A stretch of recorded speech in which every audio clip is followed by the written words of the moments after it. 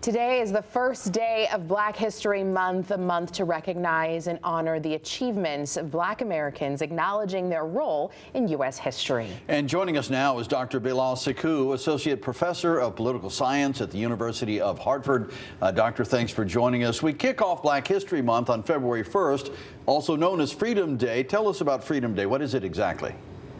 So Freedom Day is the day that recognizes on February 1st, 1865, when Congress passed, both houses of Congress, the 13th Amendment. Abraham Lincoln signs it. Of course, it took a little bit longer for it to be ratified as an amendment to the U.S. Constitution, but it was a day to really acknowledge, that day is Freedom Day. And, over the years, a lot of people wanted to extend that to be just a recognition of freedom in general for America. So it's a very important day and probably not one that many people know about.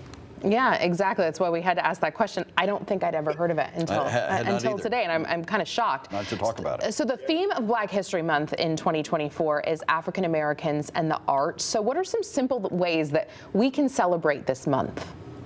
Well, certainly I think there are lots of ways. I mean, many people, all across Connecticut, there are lots of programs and events that are going on, in all of the cities, at least the major cities in Connecticut. And so, certainly with this focus on the arts in terms of visual arts, in terms of drama, literature, I mean, it gives just a great opportunity, especially for young people, to learn about some of the contributions that people of African descent have made to the arts, not only in America, but globally as well. Black History Month is not just a celebration of African American history, but it's a celebration of the contributions that people of African descent have made all over the world. The Black History Month, often thought of as a celebration of achievements. Lots of Americans will use the time to reflect also on social issues and racial inequality. What should we be thinking about through that lens?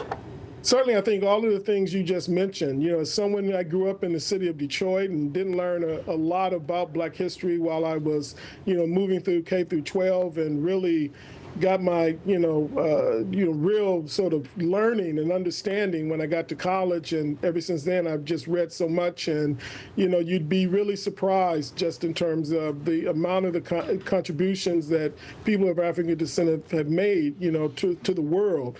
Through much of my own childhood and the experience of many people of African descent in this country, around the world, we've either been erased from history or the contributions have been literally ignored. And so this is just an opportunity for people to really dig deeper, to learn that American history and Black history are one and the same, and that people of African descent have made great contributions to America, all the way up to being president of the United States. And so it's a rich history that more people need to understand and know about. Yeah, lots to think about there. So we've been looking at video while you've been talking of the Pan-African American flag rising over our state capitol today. What sort of significance does this show for Black Americans in our state to see that?